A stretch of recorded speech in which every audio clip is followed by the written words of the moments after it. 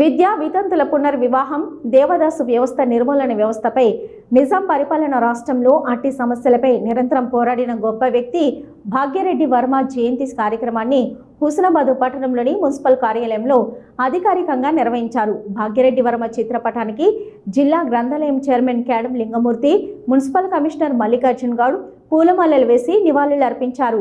CM Revanth Reddy అధికారికంగా భాగ్యరెడ్డి జయంతిని జరపడం ఆయన పోరాటానికి విలువనిచ్చారని పలువురు అభిప్రాయపడ్డారు. ఈ కార్యక్రమంలో మాజీ కౌన్సిలర్ గాదపాక రవీందర్, బొజ్జ హరీష్, మాజీ ఎంపీటీసీ ఎండి హసన్, మాజీ కోఆప్షన్ మెంబర్ అయూబ్, నాయకులు Vennaraju, Gampala Srinivas, Bolli Srinivas, Venkataswamy, Mohan Reddy, municipal sanitary inspector Balayallam తదితరులు పాల్గొన్నారు.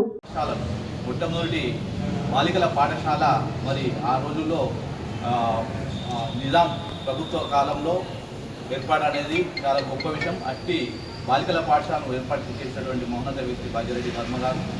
అదేవిధంగా ఇతని యొక్క కృషిని గుర్తించి దేవదాసి వ్యవస్థకు ఏదైతే కృషి చేస్తున్నాడో అట్టి కృషిని నిజాం ప్రభుత్వం గుర్తించి దేవదాసి నిర్మూలన చట్టాన్ని తీసుకొచ్చిందంటే భాగ్యరెడ్డి వర్మ గారి యొక్క గొప్పదనం ఏంటో మనం తెలుసుకోవాలి.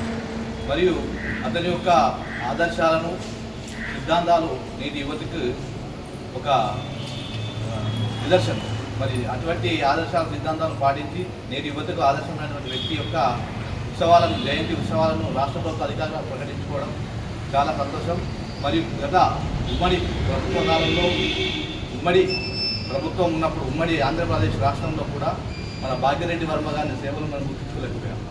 చేసి పడేది అంటే ఒక విదేశ లింగం ఆంధ్రప్రదేశ్లో ఎంత గొప్ప వ్యక్తి, అంతకంటే గొప్ప అయిన వ్యక్తి భాగ్యరెడ్డి వర్మ గారు. మరి ఆనాటి నిజాం రాష్ట్ర ప్రభుత్వం కాలంలో ఉన్న కాలంలో అప్పుడున్న వ్యక్తి, మహోన్నత గొప్ప వ్యక్తి భాగ్యరెడ్డి వర్మ.